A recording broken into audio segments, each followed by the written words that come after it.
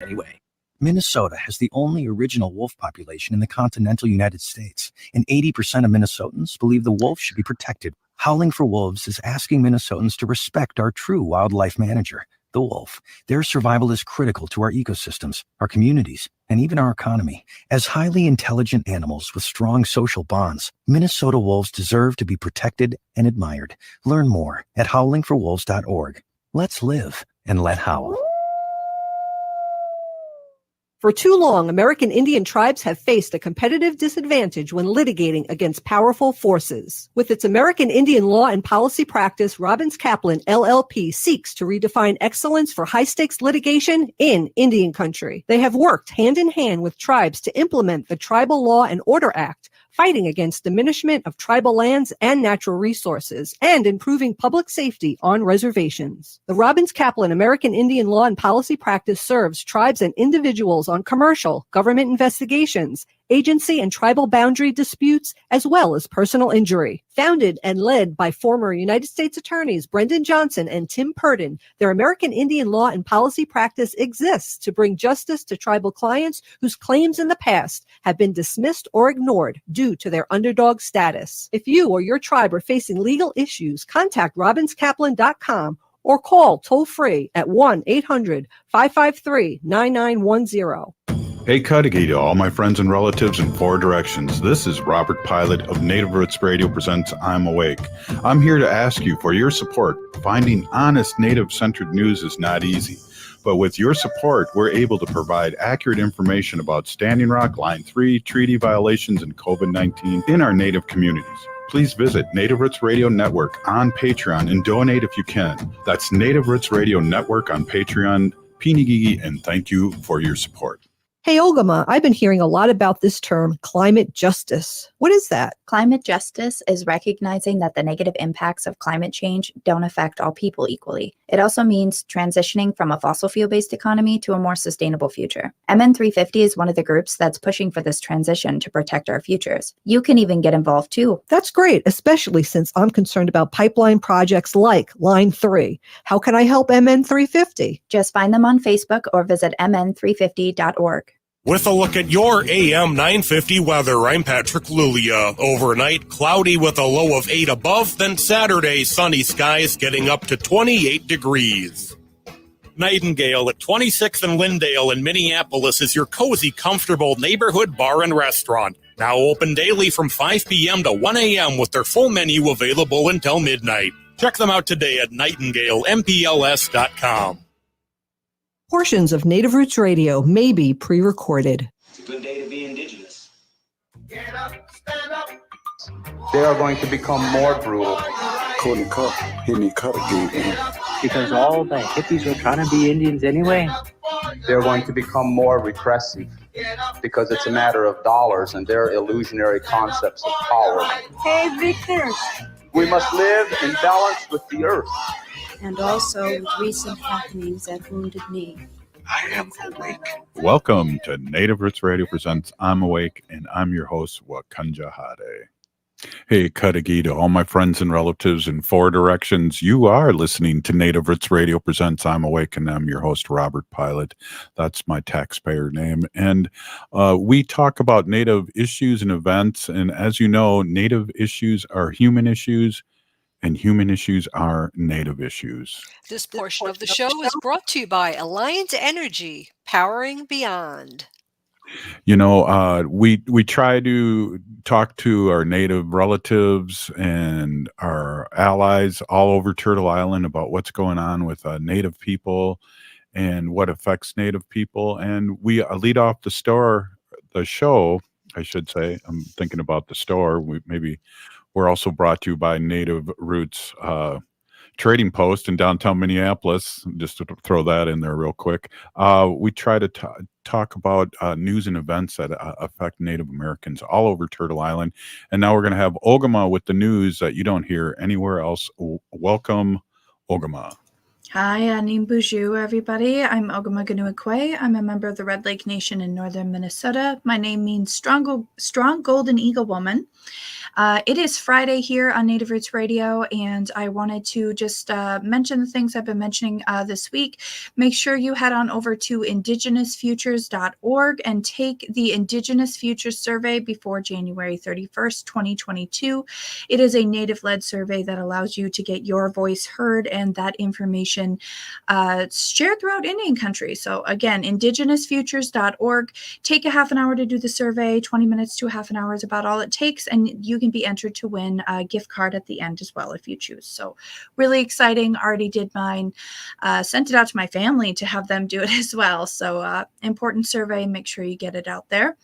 Another fun thing for this weekend as you look into the weekend, if you're looking for Native American music, check out namalive.com for the Native American Music Awards. You can vote in any number of, I believe, almost a dozen categories for different types of Native American music and arts. And it's really just an awesome website. And I know we got shout out yesterday from Sten Jotty telling you to go vote at the NAMIs. So make sure you check out namalive.com and vote. And then the Native Arts and Cultures .org website has a grant that's available. So if you check out nativeartsandcultures.org, if you are a Native artist in any one of, I can't even list the amount of mediums they have available for you to apply, beadwork, painting, anything you can pretty much imagine, film, all of that. You can apply for a LIFT grant of up to $10,000 to launch you into your art career or endeavors via nativeartsandcultures.org. And if you're brave enough to go into the healthcare business right now, IHS does have 2022 and 2023 academic year scholarships now open at ihs.gov/scholarships. They will tell you all the information you need and how to put everything up online because they are accepting only online things this year, nothing by paper. In Minnesota, I don't have too many more events coming up for Line 3 at the moment. We're still in between a couple of federal cases, but the big eyes on the Line 3 movement have really been looking at Line 5, which is Enbridge moving next door into Wisconsin. So coming up next Wednesday, February 2nd at 4 p.m. is the Line 5 hearing hosted by the Wisconsin DNR. The Department of Natural Resources for Wisconsin released a draft environmental impact statement for Enbridge Energy's controversial plan to construct a new segment of the Line 5 oil pipeline in northern Wisconsin. Under state law, the EIS, must contain information about how the project would impact people, natural resources, and the economy. However, we know that Line 5, if built, could lead to catastrophic damage to local communities, lands, and waters, including Lake Superior. Tar sands are the dirtiest form of energy on the planet, and the DNR is taking public comments on the draft environmental impact statement at this public hearing on February 2nd. It is all virtual. If you head over to the Sierra Club of Wisconsin, or go over and type in Line 5 hearing on Facebook, you can find the event and you can register for the Zoom link to make your voice heard as a Minnesota or Wisconsin resident on the dangers of the tar sands pipelines in northern Wisconsin. Over here in Minnesota, I did not hear about this until later, but this kind of looks interesting. So the Old Town Mankato community is hosting Indigenous artists, food vendors, and handmade good vendors for an Indigenous art festival. And that's February 3rd at 10 a.m. through February 5th at 6 p.m. So that is in downtown Mankato, Minnesota, which is also known as Old Town Mankato. So that's a pretty cool event that's coming up if you're in southern Minnesota. In national news, a federal judge today cited the climate crisis, today, I believe, cited the climate crisis in decision to cancel oil and gas leases in the Gulf of Mexico. So I don't know if you remember this, but last January, the Biden administration tried to sign an executive order to pause new permits for oil and gas drilling in the Gulf of Mexico. However, a lawsuit filed on behalf of 13 states and came from a federal court in Louisiana actually blocked Biden's pause, and the Biden administration put their hands up in the air and said their hands were tied. Well, just yesterday, in a ruling, the U.S. District Court judge for D.C., for District of Columbia, Rudolph Contreras, said that the lease sale was invalid because the Department of the Interior's analysis did not fully take into account the impacts of climate change on those leases, and that they used outdated information from the Trump administration to get it through before. So that is definitely a big win for the environment here, but we need to see a lot more cases like that happening in the US. Some sad news coming out of Canada. Indigenous communities have found another potentially 93 burial sites at another school, St. Joseph's Mission Residential School in British Columbia was found earlier this week. And that follows, Robert, did you happen to know how many we're up to in Canada, let alone the United States? No, and that's a really, really good question, because there's so many different numbers out there, and I don't know what the updated number is, but it's way up there. It is. It's a huge amount of numbers. And back in 2015, Canada's Truth and Reconciliation Commission tried to say that they knew of at least 4,100 students who died at the schools in Canada between when they opened and when the last one was closed in the 1990s. But that doesn't include, what happened here in the United States. So unfortunately, we're going to see these numbers steadily ticking up as more and more schools are investigated. So our prayers are out to the relatives of those children from St. Joseph's Mission Residential School in British Columbia, and to all past and future children who have yet to be found. Also from Canada, this is a little bit of a good news, and I'm going to put a picture up here. Kind of excited about this. So the cover of Elle magazine for Canada has Indigenous women on it. It's really, really exciting. So the article from Elle talks about how its model Willow Allen, designer Victoria Kakuktinik, throat singer and TikToker Sheena Novalinga, and actor Marika Sila, and they are Inuit tastemakers and have dedicated advocates for dedicated advocates for Indigenous peoples. And in partnership with Canada Goose, they're highlighting the need for more Indigenous role models and the importance of breaking down barriers for future generations. So very exciting to see that hit the stands on Monday, January 31st up in Canada. Wow, that is awesome news. Always good to have representation all over Turtle Island. We are still here. Thank you, Ogimaa. We have State Senator Mary Kunesh up next, and we're always pleased and happy and proud and excited to get an update from the state senator. So we'll be right back. This is Native Roots Radio presents I'm Awake. Stay with us.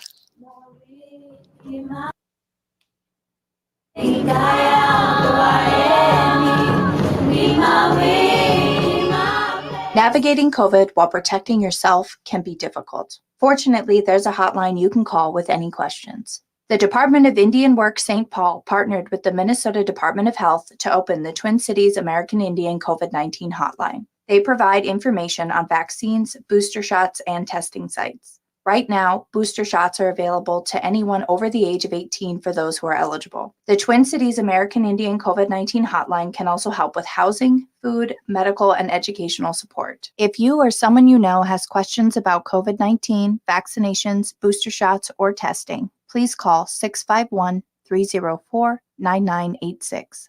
Again, the number is 651-304-9986. The Twin Cities American Indian COVID-19 hotline is open for calls Monday through Friday from 8 a.m. to 5 p.m. Call the Twin Cities American Indian COVID-19 hotline at 651-304-9986. We are your relatives. We are your relations. Brothers, sisters, sons, daughters. And some of us are your grandchildren. We are your community. Historically, we held places of honor and respect. Because of the impact of colonization, some of us are rejected, thrown out from family, friends, and community, set up as targets for sexual violence, sex trafficked, humiliated, tortured, and murdered. Everybody has the right to be safe. We are your relatives. Remember, homophobia is not traditional. Sponsored by the Minnesota Indian Women's Sexual Assault Coalition. Hey, Ogimaa, I've been hearing a lot about this term, climate justice. What is that? Climate justice is recognizing that the negative impacts of climate change don't affect all people equally. It also means transitioning from a fossil fuel-based economy to a more sustainable future. MN350 is one of the groups that's pushing for this transition to protect our futures. You can even get involved too. That's great, especially since I'm concerned about pipeline projects like Line 3. How can I help MN350? Just find them on Facebook or visit mn350.org. This is Winona LaDuke of Honor the Earth, and you're listening to Native Roots Radio. I'm Awake. Welcome back to Native Roots Radio presents I'm Awake, and this is Robert Pilot. This portion of the show is brought to you by MN350, a grassroots organization fighting for climate justice. I went off script there, Wendy. I was ready to ad lib. Thank you. Hey, Wendy's going to have a lot of snow there in New York, and she bought some boots. She didn't think she needed any boots there, and now she's all ready to go, right, Wen? I'm ready. They were delivered today, and when I wake up tomorrow and throughout the afternoon, we should have about 8 to 12 inches here in Long Beach, Long Island, New York. So we'll see. Wow, awesome. Hey, so today's Friday, and it's State Senator Mary Kunesh Day here on Native Roots Radio, and we're really happy, as always, to have you on and check in and, talk about whatever you want to talk about, but mostly it's really a positive day here on Friday. Wendy ends the show with some positive trivia on our sacred animals, and it's always really great and positive to have you, State Senator. Welcome. Well, thank you very much. That's a very pleasant welcome to walk into. Awesome. So what's shaking? I know we got pretty soon we're going to be in session, and your part-time job, which has been a full-time job here for the last 4 years, is going to be even more busy. So talk about what we got to look forward to and what else you're up to. Good. Well, I had a lovely day with my granddaughter. She's almost 4 years old. 4 years old, 4 months old. And so she's getting a lot more personality, lots of giggles today. That was really sweet. So Fridays are really like the sweetest day of the week for me as well. And getting ready for our legislative session. So this will be my second year in the Senate, and I was 4 years in the House of Representatives before that. And for those out there in radio land, here in Minnesota, our sessions, we meet every year, not every state does, but we meet every year. And the first year of a biennium, the odd year is usually like the policy year, where we really address issues of policy, some finance, but we kind of focus on policy. And then the second year, which is this year, is a bonding year, which means that we are looking at financing, how we're financing our state, how we are using the funds that we have available to maintain our state, the bridges, the roads, state-owned buildings like universities and colleges, and then those that have kind of unique projects or need some help in their own community will ask the state for money. And so that's where we're going into this bonding year this year. In Minnesota, we have a split legislature. We have in the House, we have a majority of DFL, Democrat Farmer Labor Caucus. Those are the Dems. And in the Senate, we have the majority is held by the Republicans. And then we have a Democrat DFL for governor. So we have a split legislature, which makes it really difficult to get a lot of work done. But it does sort of balance things out, in a way. So we'll be going in to session looking to spend a lot of money because we have a very large surplus this year in Minnesota. And, you always think, if I had $1 billion, what would we do with it? Well, we have a surplus of a lot of $1 billion. So we're going to be looking at how we can best serve the state of Minnesota and then also fund some of these unique other projects that are going to be going on around Minnesota. Yeah, that's exciting, and the economy grew the fastest, and I think nationally since 1984, and that's kind of amazing. Seeing that we're in the middle of a pandemic, Mary, and I think it talks about the new economy that we're moving into. Things have changed. People are working at home. What's your thoughts on that? Well, I think what has happened, when the pandemic hit and people weren't able to go to work and they lost their jobs, the federal government threw tons and tons of dollars at the states. I mean, you look at like, I don't know, I don't want to call it a bonus, but people who are on unemployment were getting that boost from the federal government.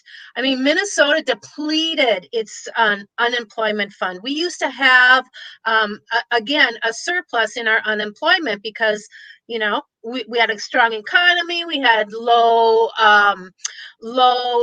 unemployment in Minnesota, but those businesses were still paying into it. So we had a huge chunk of money, but we went through it all. And then we needed some money from the federal government. But in the meantime, a lot of families were still getting those extra dollars if you were on unemployment. Plus, the federal government also was doing checks to families with children, and so in a way, it really boosted our economy. People still spent a lot of money, but they weren't spending it on the way we used to spend it, like going out to restaurants and really disposable. So all of a sudden, we have money. We're doing a lot of over the air, over the internet, purchasing kind of stuff rather than in person, compared to what we used to. And there are businesses. Some of these corporations, doubled and tripled their profits. And those were the ones that got a lot of that early on kind of PPP assistance. And the little guys didn't, because they weren't set up to apply for it. They didn't have lawyers. They didn't quite know how to do it. They didn't pivot as well. And so there is money to be out there, but we just have to kind of sit tight right now as inflation rises, the cost of gas, the cost of food. I mean, I went to the grocery store, and for a bag that I carried home, I was just appalled how much it ended up costing me. And there was nothing really, there's no fancy stuff in there. And so we'll be looking at how we can help like the middle class with tax breaks. We'll be looking at how we can boost our small business owners and build their businesses back up. Education will be just, who knows how to fix that right now. We just can't expect to have the same kind of outcome that we've had in the past. And so it'll be very interesting here in Minnesota, as it's sort of a push me, pull you legislature, I have a feeling. And we'll be seeing some of the other, I think, some kind of unrealistic and far out moves by the Republicans that is going across the nation, especially around squelching the voter rights and some of the education issues that are going on. It'll be interesting. Buckle up. So when we have billions of dollars surplus, do we put more money back into, like you said, there was unemployment was depleted? Do we put those coffers back up then with that money? That's an option. We can refill those coffers. We can tuck money away for, when there's a downturn again. Yeah, we can do that. I always sort of think, how do I run my finances? If I get a little extra somewhere, or a bonus, do I tuck it away, or do I spend it right away on a new roof, or, updating something in the house, or sharing it with my children? We have to think, I kind of think like that. I think it's important that we refill some of the budget items that we have really just, down to nothing, so that we have that cushion for the future. But at the same time, I think we can think outside the usual box of bonding and make sure that communities that are really having issues with their water quality, with bridges. Some of our state universities, the University of Minnesota is an agricultural and medical kind of destination college. Let's beef that up. I'd love, somebody's saying help retired and disabled people. Absolutely.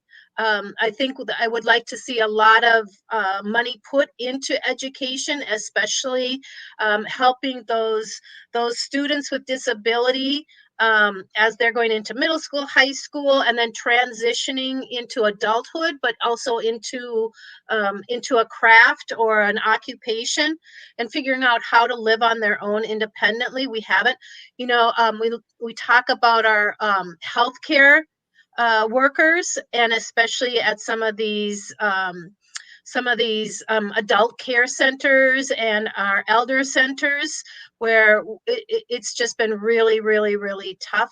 How can we bring and entice folks to come back and work, and hopefully at a very, very well-paid job where they don't have to work 2 or 3 jobs? Maybe now we're to the point of paying a really fair wage where a person can finally start just doing 1 job and not 2 or 3 jobs.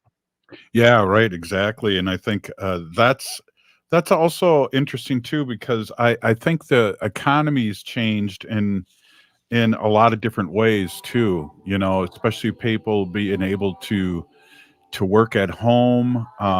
People are now not going back to these low paying jobs. They'd rather not, and they're holding out as long as they can. So there's all these variables that I'm not smart enough to understand, but it all seems like it's changing, and really made a lot of sense what you said when the economy grew and how it grew. We didn't do trickle down economics like the Republicans like to do. We gave it to the people, and the people spent it on reasonable things. So, Mary, we got another segment with you. Is that okay? Yep, I'd love to. Awesome. We'll be right back after this short break. Stay with us. Hey, Wendy, what are we doing for dinner after the show? How about we go to J. Selby's on 169 Victoria Street in St. Paul? They have a delicious plant-based menu that's compassionate and environmentally sustainable. I'm getting their spot-on vegan Big Mac, the dirty secret. You can pick up and they deliver within a 5-mile radius, or you can call them at 651-222-3263 or visit jselbys.com. Well, you sold me one. Let's go order at J. Selby's tonight. I'm hungry. Aho, relatives. My name is George McCauley, Omaha Nation. I'm a citizen of the Omaha Nation in Nebraska, but reside in the Twin Cities area. As we head into wintertime, many of us will be back together indoors.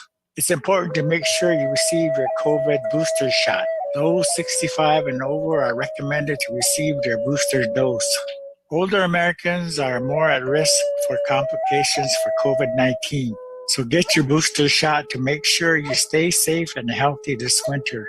All 3 COVID vaccine boosters have been approved.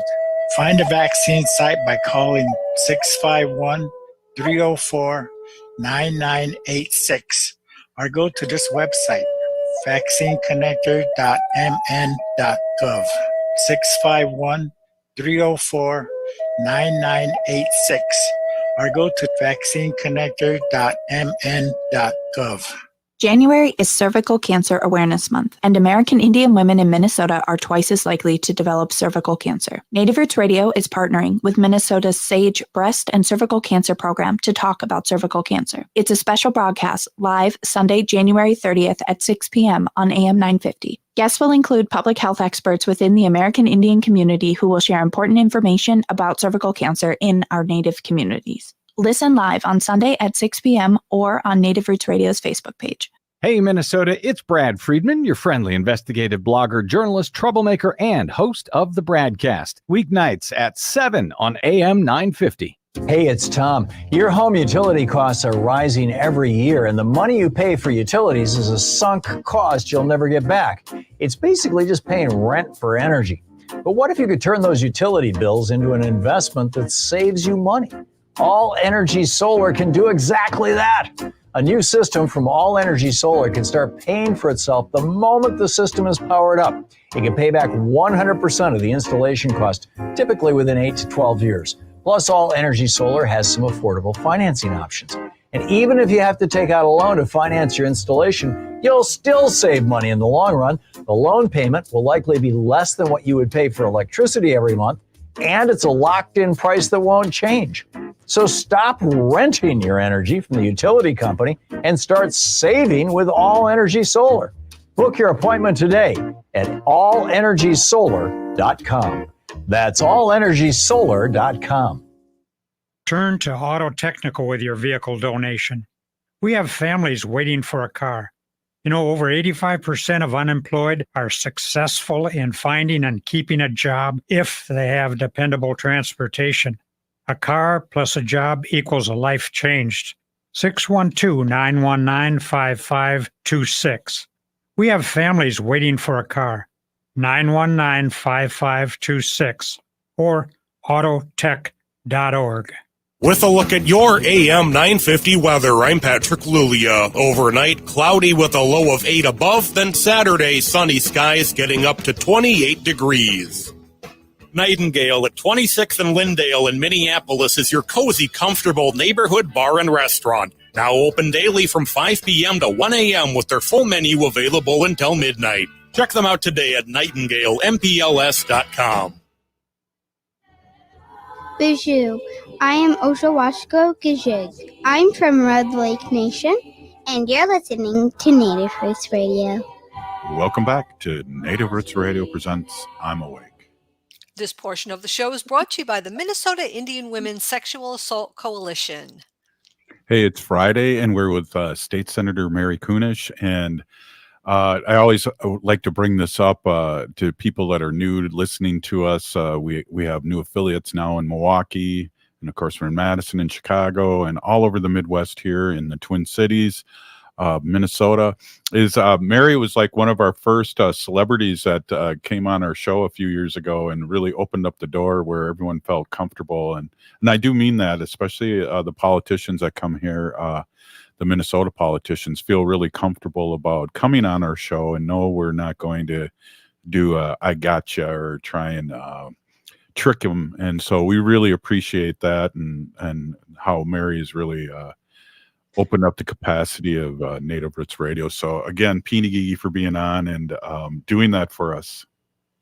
Well, that was a really mutual thing as well. I was a new legislator and, you know, things started happening in the world and we were able to get some good messages out around, you know, get the Native vote out, the census, and, you know, then once the pandemic hit. So I think that you have really filled a niche in our communities here, you know, from Alaska all the way down to South America, I think. And I think that, well, I know there have been people that have heard me overseas that have contacted me. So, yep, you've created a good channel of communication there, Robert and Wendy. Yeah.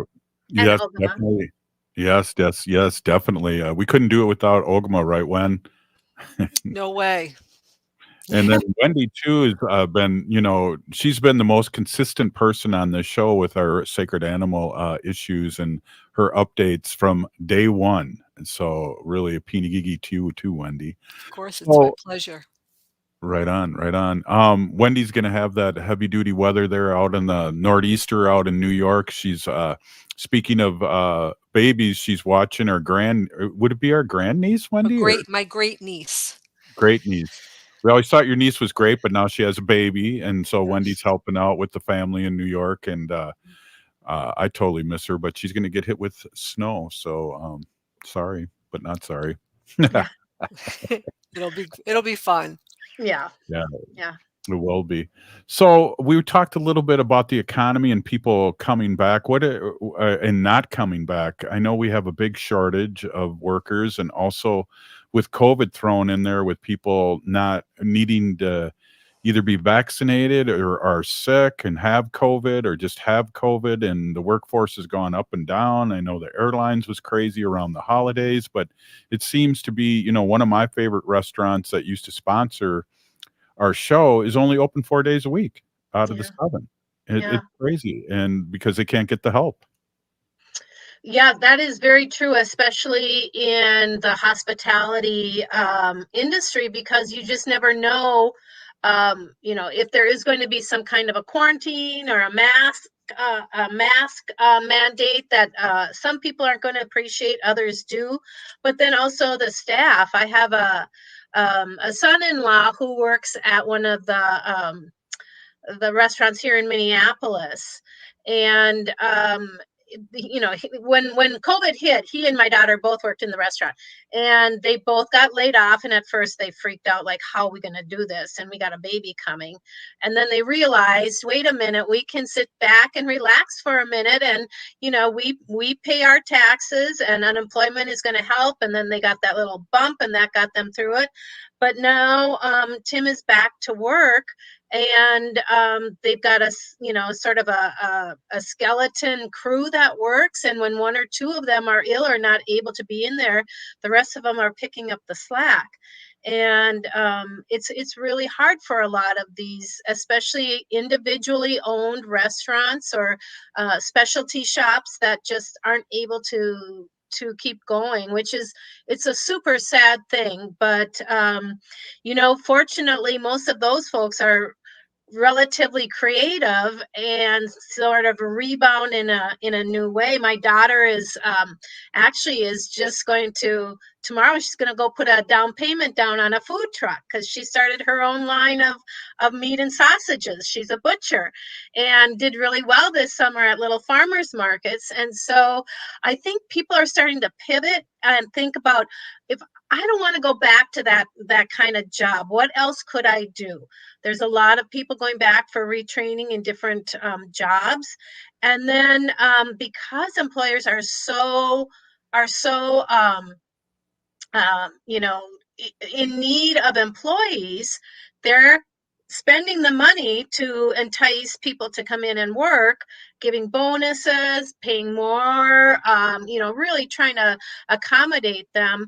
But it's pickings for the employees more than it is for the employers. So that's really an interesting way to see how we're going to put this all back together and what it's going to look like. Are we going to have a bajillion restaurants all over the place? Are there going to be all these specialty shops? Right. Are folks going to find other jobs that they can do on their own and do at home, rather than going into, like you said, getting dressed and going into an office from, 8 to 9 or 8 to 5 or 8 to 6 or whatever it is. So it'll be interesting. Totally. One of our listeners says continue funding for affordable housing too. Yes. Just a quick shout out. I know you're totally into that. Yeah, we are. I think that, housing is going to be a big issue at our state legislature. And we really, really, we have a very large homeless population, not just in the urban core, but around around Minnesota. And Minnesota gets darn cold in the winter, and it gets hotter than Hades in the summer. And so we're looking at how we can bolster our public housing rather than putting tax dollars into developers and developments, looking at opportunities for manufactured home communities again. So we're trying to think outside the box and find safe, reliable homes, whatever the situation may be for more and more of our folks. And, we've got a big election coming up in November. I see somebody posted that Minnesota has their precinct caucuses on Tuesday. That's where we'll decide, resolutions that we want our political parties to carry, and sign up to be delegates at our endorsement convention. And then we'll finally get the redistricted maps, so we know where our new districts will be. And then we'll have to go into endorsement conventions, and then we're going to be November and we have another election. So people really have to think and listen and pay attention to their elected officials. And if their elected officials just aren't really, producing the way you want or aren't carrying the right kind of policy and funding, look for those in your community that are going to really look out for the community. Really great point too, and I think if you want to get super involved, the caucus angle is where it's at too, where you can come in and really speak your truth, especially if you're disappointed in who's representing you. So I think that's a really good point. And are we doing these online now, or are they in person? Do you know? Some of the Senate districts. So in Minnesota, we have our congressional districts, and then within the congressional district, we have our state senator and 2 House members, House representatives. That makes a Senate district. Some of the Senate districts are doing contactless caucuses. That's what my district is doing. So people have the opportunity to download the non-attending form, sign it off. They can email it to our Senate district chair. They can drop it off Tuesday night, they can drop it off at 2 locations. So if you go online to your political party website, so for us, our DFL website, it will tell you what districts are doing what and where and how, and then you just follow those directions. Yeah, it's pretty crazy because usually your state senators are for 4 years, but with this redistricting and the census, it's only been 2 years. So and you have to run again. That's crazy. Except in the House, it's every 2 years. So I've been running every 2 years. This will be my fourth time around. So if I get reelected, and I think I will, then I have a little bit of a lapse and don't have to get reelected for 4 after this one. Yeah. Wow. And so how's I always joke with you because we're both retired teachers. How's retirement? It sounds like you're not retired. No. With this. Everyone's no, working. There's plenty to do, even, just within the legislature. There's so many different projects and committees. Today, we had our Missing and Murdered African American Women's Task Force meet. We met for like 4 hours today and started working on that. I sit on another committee that it's called ORIC. It's the opioid. Well, our attorney general sued a number of the pharmaceuticals, got some money, and that money is going to go towards addressing the opioid pandemic in Minnesota. So I'm on that committee, and we have already decided the first round of grants that are going out, but now we're working on legislation to ensure that money can go out quickly and go to the right people, and that we're using it, in a really responsible way. So, there's all these little things, no matter how much they say that we are part-time, it's a full-time and sometimes a full-time and a half job. Exactly. And I know with COVID and everything else that has been going on, our opiate addiction and suicide rates have gone through the roof. And so it's good that you and other legislators are on top of that, because once this pandemic goes away, which we don't know when that's going to happen. That could be another 4 or 5 years or the rest of my life, but we have to really come and deal with that again. Yeah. Yep. There's always something that's going to take our efforts, but it would be great if we could just get this pandemic behind us and really start to deal with the reality that's left after that.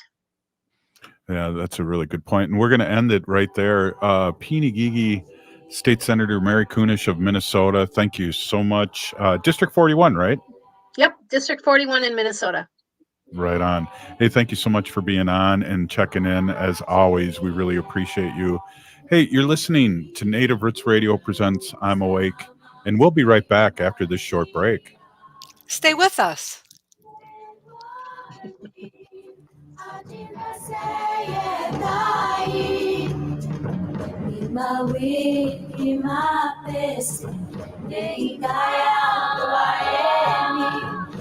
Hi, I'm Anna and I'm 8 years old and I'm getting my COVID vaccine. If you're between 5 and 11 years old, you can get vaccinated too. Getting the jab might seem a little scary, but there is lots of good reasons to do it. You'll be protected from COVID and you'll be less likely to spread it to people like family and friends. Have your parents find a vaccination site by calling 651-304-9986 or visit vaccineconnector.mn.gov. Hey, Ogimaa, I've been hearing a lot about this term, climate justice. What is that? Climate justice is recognizing that the negative impacts of climate change don't affect all people equally. It also means transitioning from a fossil fuel-based economy to a more sustainable future. MN350 is one of the groups that's pushing for this transition to protect our futures. You can even get involved too. That's great, especially since I'm concerned about pipeline projects like Line 3. How can I help MN350? Just find them on Facebook or visit mn350.org. Minnesota has the only original wolf population in the continental United States, and 80% of Minnesotans believe the wolf should be protected. Howling for Wolves is asking Minnesotans to respect our true wildlife manager, the wolf. Their survival is critical to our ecosystems, our communities, and even our economy. As highly intelligent animals with strong social bonds, Minnesota wolves deserve to be protected and admired. Learn more at howlingforwolves.org. Let's live and let howl. January is Cervical Cancer Awareness Month, and American Indian women in Minnesota are twice as likely to develop cervical cancer. Native Roots Radio is partnering with Minnesota's SAGE Breast and Cervical Cancer Program to talk about cervical cancer. It's a special broadcast live Sunday, January 30th at 6 p.m. on AM 950. Guests will include public health experts within the American Indian community who will share important information about cervical cancer in our Native communities. Listen live on Sunday at 6 p.m. or on Native Roots Radio's Facebook page. Hi, I'm Jane Fonda, and you're listening to Native Roots Radio. And we're back to Native Roots Radio presents I'm Awake, and this is Robert Pilot. This portion of the show is brought to you by Howling for Wolves, protecting wolves for future generations. Woo! That's weird. It sounded like there was a plow outside your door, Wendy. There might be. I don't know. They're either plowing the beach or plowing the snow. I don't know. It's crazy. Wow. Hey, go ahead, Wen. This is your segment, and hit it to us. Wendy is... Yeah. Go ahead, Robert. Wendy's my beautiful, awesome wife, and she talks about animal issues in the state and local level, and she's also the head producer of our Sacred Animal section here on Native Roots Radio. Yeah, thanks, Robert. Hi, everybody. My name is Hanaji Hihani, and that means cares for them. As everybody knows, I was given that name by my Dega, Curtis. As always, Curtis, thank you for that meaningful name. Curtis goes by Mashke Hanajinga, which means walks on white clouds, and that's an awesome name also. I am a humane policy volunteer leader for the Humane Society of the United States, and I work on animal issues at the local and state level, which is always my pleasure. I'm really disappointed that, I was asked to be at my caucus on Tuesday, but I'm here in New York, watching a baby, so I'm not going to be able to do that this year. So that's a little bit disappointing, but Lily comes first, right? Before I get started talking about my fun facts, which I always have a lot of fun doing on Friday, I'd like everyone just to remind everybody to go to #RelistWolves. There's lots of information on their website, #RelistWolves, and you can find information on how to contact your state representatives and our senators to ask them, especially Deb Haaland and President Biden, to help them put the gray wolf back on the endangered species list, which we know we really need because we need to have our wolves for future generations, and that's what we say all the time. So if everyone can just do that, we'd really, really appreciate it. I don't know how many times I've contacted them and wrote letters and sent emails and called and left messages, so they're probably sick of hearing from me, but not until Deb Haaland and President Biden signs that paper putting those wolves back on the Endangered Species Act, that's when I can stop talking about it. Wouldn't that be nice? But anyway, a couple of weeks ago, I was talking about cougars and talking about some kind of fun facts about them. And they are really incredible animals. And I have a site here. It's called the Fact Site. Science and Nature and Animals. And this is written by Michelle Gabriel. And it's 30 clawsome facts about cougars. And we did talk about some of them, so I'll just kind of mention them quickly. Cougars are known by 40 different names in English alone, and the most popular names for cougars, which I didn't know, are mountain lions, pumas, or panthers. It's all the same animal, except that they come from different regions of the world. I always thought a panther was black, but that's not always necessarily true. The main food sources for pumas or cougars are large mammals such as deer, moose, horses, and sheep. However, they will also hunt small species like insects and rodents. I didn't know that they would eat insects. That's crazy. Because of their adaptability, they are the most widely distributed earthbound mammal in the Western Hemisphere. Other than humans, no species prey upon fully grown cougars in the wild. Pumas can reach speeds up to 45 miles per hour, but they do best at short and powerful sprints as opposed to long distance runs. So they like to just get out there and run really quick. On average, cougars grow to between 5 and 9 feet in length, while their height reaches 2 to 2.5 feet. So they're pretty big animals. A mature male cougar can weigh up to 200 pounds, while a mature female only weighs up to 120 pounds. That's still a big animal. I had a dog, a St. Bernard, named Mr. Bojangles when I was a kid, and I think he was like 162 pounds. So he was a big dog. At the same time, we had a Chihuahua too, so that was kind of interesting. In the wild, cougars live to be around 10 years old. However, when in captivity, they can live up to 20 years. Yeah, so. The mountain lion is the 4th heaviest cat in the world, behind the tiger, lion, and jaguar. Even though cougars are good swimmers, they prefer not to go in the water. But I guess if they get thrown in there or they have to, they can do what they need. Having long hind legs allows mountain lions to jump as far forward as 40 feet. They can jump up to 18 feet vertically from a sitting position. That's pretty powerful to be able to jump like that. Robert, you're laughing. These are fun facts. They are fun facts. I used to listen to Johnny Cougar. Oh, never mind. That's another story. I know. That was Johnny Mellencamp, and they changed his name to Johnny Cougar. Isn't that right? Yep, exactly. Yeah, he's one of my favorites. There are 6 subspecies of cougar, all named according to their location, such as the eastern cougar or the Florida panther. Like most cat species, cougars are solitary, interacting only to mate and raise their young. Otherwise, they just stay all by themselves. Female pumas give birth to 2 to 3 kittens at a time.